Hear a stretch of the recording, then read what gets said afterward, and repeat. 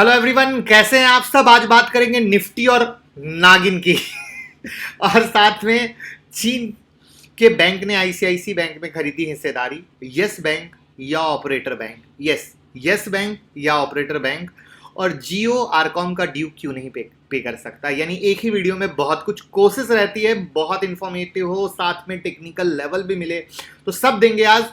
मैं मुकुल अग्रवाल आपका आप ही के YouTube चैनल में स्वागत करता हूं। जो भी नए लोग हों चैनल को सब्सक्राइब करें, बेल आइकॉन हिट करें। मैं आपको इसका एक एग्जांपल देता हूं। कल मैंने एक वीडियो बनाई थी, मुकेश अंबानी क्या क्या खरीद रहे हैं पूरी डिटेल में, और हमारे पास व्हाट्सएप पे था, सर हमने न्यूज़ सुनी है मुकेश अंबानी जी कुछ कर रहे हैं, उसका क्या इम्पैक्ट आएगा या HDFC का क्या इम्पैक्ट आएगा, जबकि वीडियो अपलोड हो चुकी थी। तो ये इसलिए होता है क्योंकि आप लोग चैनल जरूर सब्सक्राइब करते हैं, बेल आइकॉन हिट नहीं करते। और मेरी रिक्वेस्ट रहेगी कि बेल आइकॉन हिट रखें, जिससे आपके मोबाइल पे बकायदा नोटिफिकेशन आ जाए। और साथ में मल्टीबैगर की सीरीज आप लोगों के डिमांड पर शुरू की है, थैंक यू दिल से, आप लोगों को बहुत पसंद आ रही है, इसका दिल से शुक्रिया। तो चलिए शुरू करते हैं निफ्टी और नागिन से। देखिए, निफ्टी और नागिन आज का टॉपिक क्यों दिया है, क्योंकि जो नॉर्मल लोग, जो सिंपल टेक्निकल एनालिसिस जानते हैं, या जिनको सिंपल टेक्निकल एनालिसिस थमा दिया जाता है ये बोलकर कि आपको बहुत कुछ सिखा दिया गया है, मैं उसकी एक बहुत सिंपल सी झलक दिखाता हूं, जहां पे देखिए मार्केट ने किस तरीके से नागिन का काम किया। एक सिंपल सी कहानी है, ब्रेकआउट हुआ, ऊपर में वापस से गिर गया। अगर किसी ने लिया हो तो जिस तरीके से मार्केट ऊपर से नीचे आया है, तो कोई भी ट्रेडर इतना बड़ा स्टॉप लॉस होल्ड नहीं कर सकता है। यहां से मार्केट में ब्रेकआउट भी हुआ, लेकिन वापस से मार्केट गिर गया, यानी मार्केट के सेंटीमेंट्स के आधार पे मार्केट चल नहीं रहा है। यहां पे अगेन ब्रेकआउट हुआ, वापस से नीचे, अगेन यहां पे ब्रेकआउट जैसा हुआ, अगेन मार्केट नीचे, और अगेन मार्केट उसी नागिन की जाल पर खड़ा है।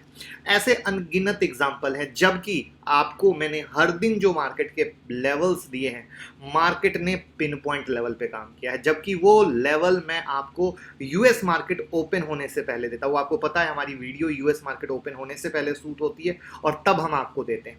तो जैसा कि हमने कहा था कि निफ्टी का ब्रेकआउट गेम का इंतजार कीजिएगा, और उसके लिए पूरी 5 वीडियो की सीरीज बना दी। वो ब्रेकआउट गेम का वेट करें, और साथ में जो निफ्टी के इंट्राडे के लेवल दे रहे हैं उसको प्ले करें, यानी दोनों चीज को अलग रखें। मैं फिर से रिपीट कर रहा हूं, क्योंकि हमारे पास जो व्हाट्सएप पे क्वेरी आती है, तो मेरा फर्ज है कि मैं आप लोगों को सिखाऊं और समझाऊं। तो याद रखिएगा, इंट्राडे अलग खेलिएगा, अभी ब्रेकआउट का अलग खेलिएगा, क्योंकि मार्केट जिस तरीके से जब जब चली है, जो मैंने यहाँ पे ये नागिन की चाल इसकी दिखाई है, डस के ये वापस ऊपर जाता है, वो वापस से शायद ऐसा ना हो जाए। इंट्राडे एक अलग दुनिया है, जिसमें लेवल पे आता है, हम लेवल के साथ गेम प्ले करते हैं, स्टॉप लॉस डालते हैं। स्टॉप लॉस डालने के लिए भी हमने आप लोगों को स्टॉप लॉस लगाने का तरीका वाला वीडियो बना दिया, प्लस ट्रेडिंग जनरल आपको बना दिया, कि इस तरह की जो गलतियां आपको दिखी है ना, अगर आप ट्रेडिंग जनरल में नोट करते जाओगे, आपको बहुत सुधार होगा, ट्रीमेंडस। एक मंथ में जमीन आसमान का फर्क दिखेगा। अब कोई कह सकते सर ये वीडियो कहाँ है, तो प्लीज इसीलिए कहते हैं वीडियो देखिए, कोई बात नहीं। तो चलिए, अब कल निफ्टी में कैसे काम करना है देखिए। निफ्टी में 11,320 का सपोर्ट, 11,244 का सपोर्ट और 11,130 का सपोर्ट बन गया है। जो ऊपर में रेसिस्टेंट है वो 11,536 का है। आप जैसा कि यहाँ पे देख रहे हैं 389 की क्लोजिंग है, यानी 320 के पास अगर आता है और बाय का फॉर्मेशन बनता है, तभी बाय करना है। ऊपर में दौड़ना भरा नहीं करना है, दौड़ लगानी नहीं। हमें हमारा लेवल आएगा तो हम ट्रेड करेंगे, इसको बोलते हैं एडवांस प्रेडिक्शन, जो हम देने की कोशिश करते हैं। आप कभी भी देखो, हम जो लेवल देते हैं ना, हम मार्केट की क्लोजिंग के लेवल नहीं देते, हम हमेशा अपने लेवल देते कि ये मेरा बाय पॉइंट है, आए तो बाय करो, ये मेरा सेल पॉइंट है, सेल करो, उसके बीच में छोड़ दो, उसको जहां जाना है जाने दो। और आप देखते हो मार्केट बाय पॉइंट पे रहता है तो आता है, सेल पॉइंट पे रहता है तो आता है। इसको बोलते हैं रियल टेक्निकल एनालिसिस, जो हम सिखाते हैं। तो 320 पे आए तो बाय करना, और अगर उसके वहां पे बाय का फॉर्मेशन नहीं बनता है और उसके नीचे सस्टेन करता है, आप सेल करो 244 के लिए। वो 244 का फिर नेक्स्ट बाय का फॉर्मेशन होगा। उसी तरीके से अगर मान लो 389 से मार्केट ऊपर भाग जाता है और 536 पे जाता है, और 536 पे सेल का फॉर्मेशन बनता है, आप सेल कर दीजिए, या 536 के ऊपर में निकलता है तब आप बाय कीजिए। ये है पूरा होलसम इंट्राडे का ज्ञान, जिसमें आपको फॉर्मेशन के लिए भी मैंने बहुत सारी वीडियो दे दी, और वापस से एक नई वीडियो, एक सबसे आसान स्ट्रेटजी लेके आया हूँ, जिससे आप 2000 से 5000 कमा सकते हो, बशर्ते आपके पास नॉलेज होनी चाहिए, बशर्ते आपके पास फोकस होना चाहिए। और आज तक की सबसे सिंपल स्ट्रेटजी है, वो वीडियो के लिंक के लिए आप 9708094321 पे मैसेज कीजिएगा, आपको मिलेगा। और हर दिन जिस तरीके से हम आपको जो भी लेवल देते हैं बाकायदा उस स्ट्रेटजी के साथ मैच करके दिखाते हैं ना, ये भी दिखाएंगे। यानी हमारी कोशिश है कि हम आपको जो देना वो एक्यूरेट हो, बात बनाने के लिए ना हो, आप उसका जलवा देख सकें। और आप सिर्फ ये सोचिएगा कि जब ये जो फ्री चीज का जलवा ऐसा है, तो जब पेड क्लास में हम आपको सिखाते हैं तो उसका जलवा क्या रहता है। चलिए अब बात करते हैं आईसीआईसी बैंक की। आईसीआईसी बैंक में जो इसके लेवल है मैंने पहले भी दिए थे, और अगेन अगर जो जिनके पास वो पेपर में नोट लेवल होंगे आप देख लेना, आज भी मेरे लेवल बदले नहीं है, वही है। निफ्टी का रेजिस्टेंट 37650 का है और 393 का है। 37650 पे सेल का फॉर्मेशन बने सेल कीजिए, नहीं तो उसके ऊपर में बाय का फॉर्मेशन बाय बने 390 के लिए, 393 के लिए, और नीचे में जो इसका सपोर्ट है वो 33950 पैसे का है। तो ये सपोर्ट और रेजिस्टेंट है जहां पे आप आराम से बिंदास लेवल है, कोई कंफ्यूजन नहीं है। फॉर्मेशन की वीडियो आपके पास है, जिसमें आपको मजा आए, जिसमें आपको अच्छा लगे वो करो। बट एक चीज सोचना, क्या ट्रेड हम इंडिकेटर पे ले रहे हैं? Big no. तो हम किस पे ले रहे हैं? उस एडवांस प्रिडिक्शन के पावर पे ले रहे हैं जो यूएस मार्केट को खुलने से पहले हम आपको देते हैं। और ये है वो चीज जो आपको सोचनी है कि आपने भी बहुत जगह से सीखी होगी, कभी इस तरीके से सीखा है क्या, कभी इस तरीके से वो जादू आपने देखा है क्या। और वो जादू अगर आपको सीखना हो तो जरूर इस नंबर पे कॉल कीजिएगा। अब बात करते हैं चाइना में क्या सरकारी बैंक ने, चाइना के किस सरकारी बैंक ने कैसे खरीदा। तो जैसा कि आपको पता है कि देश में चीनी माल के बहिष्कार का पूरा माहौल बना हुआ है। उसी माहौल के बीच चीन के पीपल्स बैंक ऑफ चाइना ने आईसीआईसी बैंक में हिस्सेदारी खरीदी है। लेकिन इससे कुछ खास खतरे वाली बात नहीं है। लेकिन आपको एक चीज़ बता दूंगा, अगर आपको पता हो, ये बैंक वही है जिसने मार्च में HDFC में अपना इन्वेस्टमेंट बढ़ाकर 1% से ज़्यादा कर लिया था, और तब बहुत हंगामा हुआ था। और उस हंगामे के बाद ये एक अलग अलग हंगामा है, जिसमें अभी आपको पता है कि आईसीआईसी बैंक QIP लेके आया था, जिसमें 357 पार्टिसिपेट हुए थे जो इंस्टीट्यूशनल इन्वेस्टर थे, उसमें पीपल्स बैंक भी था। और 15,000 करोड़ के इस IPO में उनका टारगेट भी कंप्लीट हुआ। लेकिन जो सबसे बड़ी चीज़ है वो है कि चीन के इस बैंक ने महज 15 करोड़ रुपए इन्वेस्ट किए हैं। कितने? 15 करोड़ रुपए। तो अब जहां तक बात आती है बैंकिंग सिस्टम की भारत में, तो रिजर्व बैंक की सख्त निगरानी है। और जो फर्दर HDFC बैंक के बाद विदेशी पोर्टफोलियो निवेश के नियम को टाइट कर दिया गया है,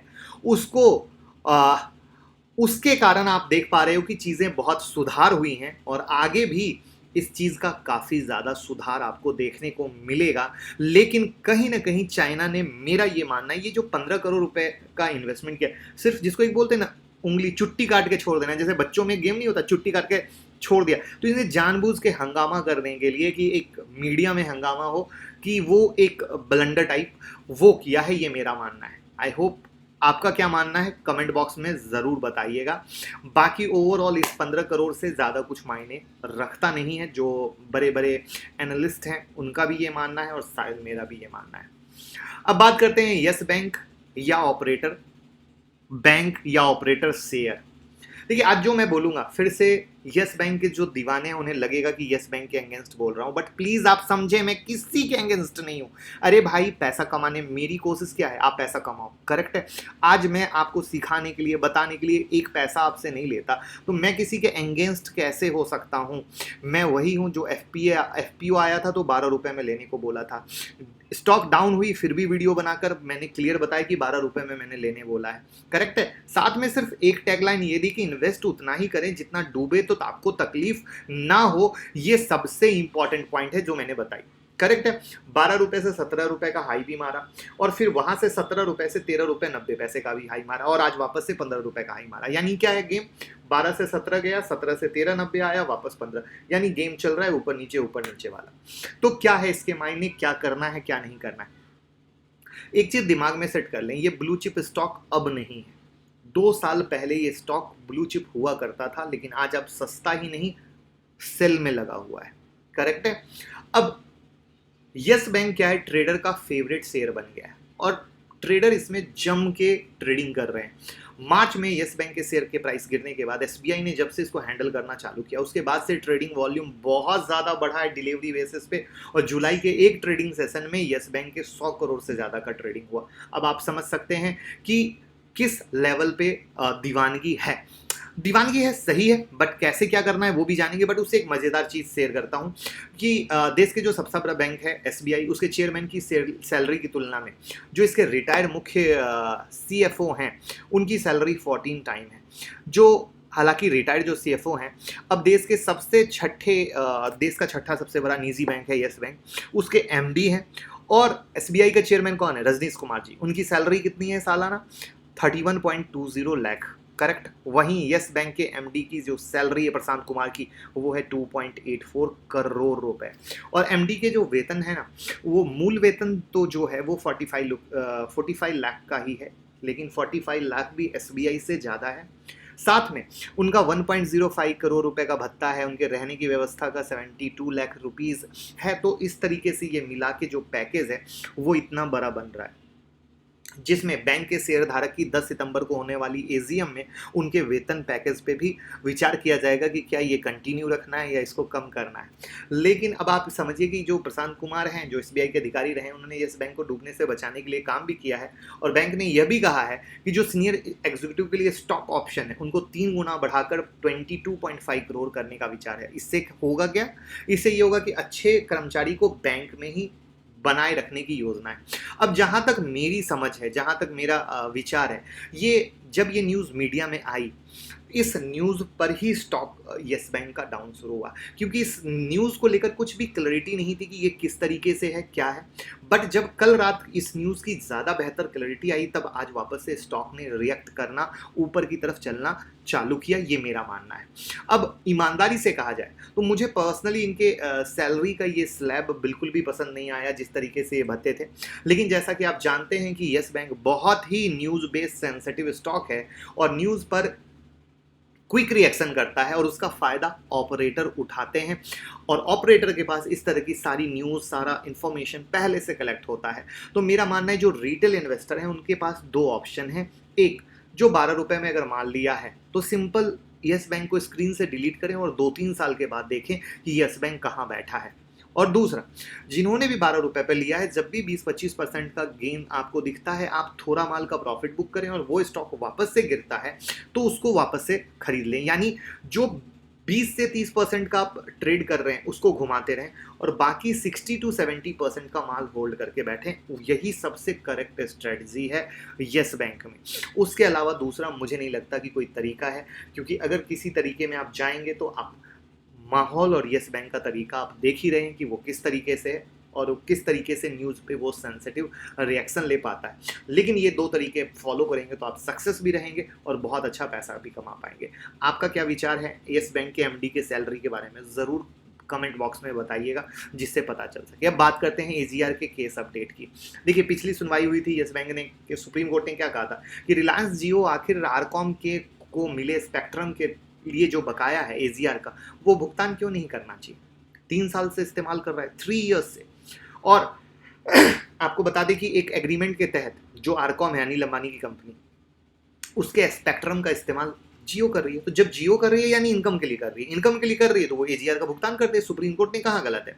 तो अब ये थी कल की बात। अब आज क्या हुआ वो समझिए। तो आज जो सुप्रीम कोर्ट का ऑब्जर्वेशन आया उसमें कहना है कि जो स्पेक्ट्रम ड्यू हैं वो ऑपरेशनल ड्यू कैसे हैं, और जब यह टेलीकॉम के कामकाज की सबसे ज़्यादा ज़रूरी चीज़ है। स्पेक्ट्रम कोई मैन्युफैक्चरिंग यूनिट नहीं है, इसका इस्तेमाल ऑपरेशन ड्यू के लिए नहीं किया जा सकता। ये सबसे मार्केबल बात है और सबसे, मतलब मैं बार बार कह रहा हूँ कि जो सुप्रीम कोर्ट जिस एंगल से पटक पटक के मार रही है, पटक पटक के सवाल कर रही है, उसके लिए रियली हैट्स ऑफ है। और सुप्रीम कोर्ट ने साफ कहा कि एजीआर बकाए भुगतान जो करना है वो तय डेट के अनुसार किया जाए। और कोर्ट ने कहा कि एजीआर बकाए की रिकवरी में तकनीकी बहस पर ध्यान नहीं दिया जा सकता है, ये सबसे इम्पॉर्टेंट है। और साथ ही कहा कि एजीआर के बकाए भुगतान की बड़ी रकम को ऐसे नहीं छोड़ सकते हैं। तो अब देखना है कि कल के लिए सुनवाई स्थगित कर दी है, कल अब क्या होता है, क्योंकि अभी तक 2 बड़े पॉइंट आए हैं। अगर आपने कल का भी मेरा एजीआर अपडेट का वीडियो देखा होगा और आज भी, और इसको हम हर दिन कंटिन्यू करेंगे जब तक केस ऐसे ही चलेगा, क्योंकि ये बहुत इंपॉर्टेंट। जब हम इन्वेस्टमेंट करते हैं कहीं भी, हमें हर एक बारीकी पता होना चाहिए। तो मुझे अभी तक 2 पॉइंट सबसे अच्छा लगा सुप्रीम कोर्ट का कल और आज में, कि उनका विजन क्लियर है। विजन क्लियर में आरकॉम के स्पेक्ट्रम शेयरिंग से जो जियो आमदनी कर रहा है, तो क्या जियो स्पेक्ट्रम शेयरिंग की कमाई से बकाया नहीं चुकाना चाहिए, जो सरकार से भी वो जानना चाहती है सुप्रीम कोर्ट, और साथ में उनका ये सवाल भी है। दूसरा उनका जो मास्टर स्ट्रोक था कि जब आरकॉम की साइड से बताया गया कि आरकॉम की वैल्यू 10,200 करोड़ की है, तो इस पे सुप्रीम कोर्ट ने कहा कि भैया तुम पहले जब आए थे तब तो इसकी एसेट की वैल्यू 35,000 करोड़ रुपए बता रहे थे, तो बाकी गए कहाँ, इतनी गिरावट आई कहाँ से। तो ये कुछ ऐसे मास्टर स्ट्रोक हैं जो डेफिनेटली बहुत अच्छे हैं।